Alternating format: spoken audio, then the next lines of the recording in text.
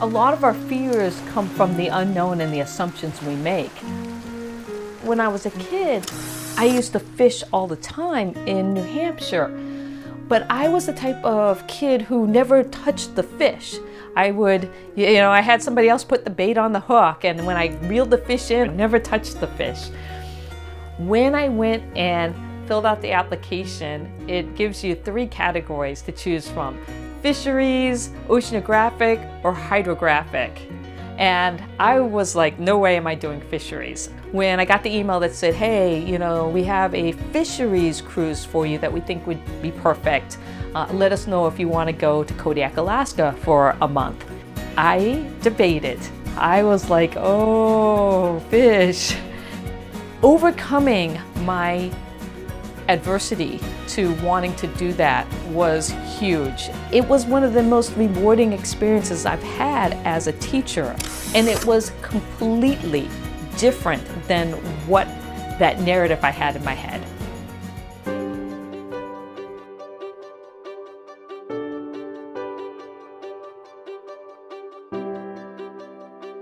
My name is Dr. Sian Proctor. I'm a geoscience professor at South Mountain Community College in Phoenix, Arizona. One of the reasons I absolutely love the Teacher at Sea program is that it doesn't think just K-12. It enables informal educators and community college professors to apply. And as a community college professor, we don't get a lot of professional development opportunities because nobody ever thinks of us.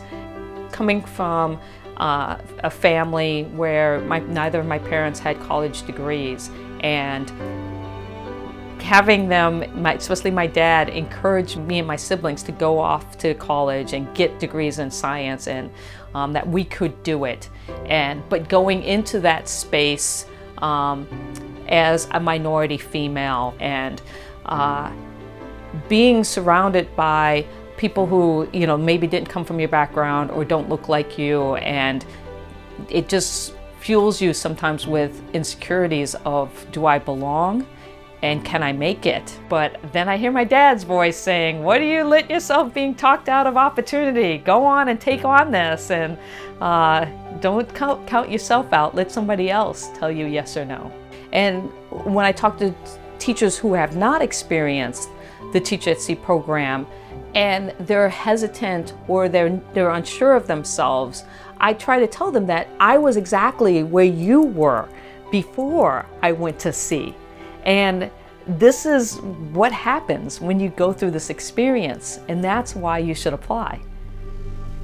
One of the things that I like to talk to students about is the science of opportunity. How do you make opportunity for yourself, or how do you get opportunity, coming to you?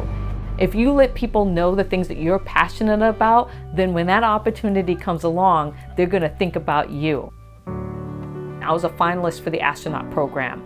And the reason why I was is because a friend sent me an email saying, NASA's looking for astronauts, you should apply.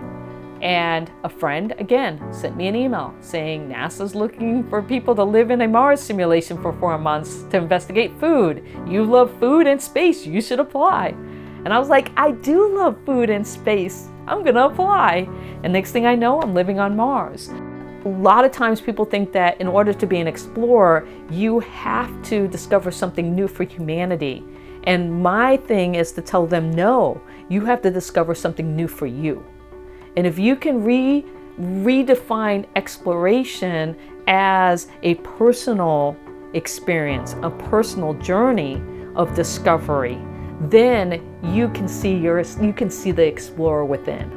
I love talking to the next generation of explorers or potential explorers because a lot of times they don't have the confidence. They're coming from, the same kind of background that I have. They're maybe a minority female, first generation, and they see me and they think, wow, you've done all these things, and it's my job to say, look, I am no different than you. I was in the exact same spot that you are, and you just need to believe in yourself that you can do this and you will be able to succeed.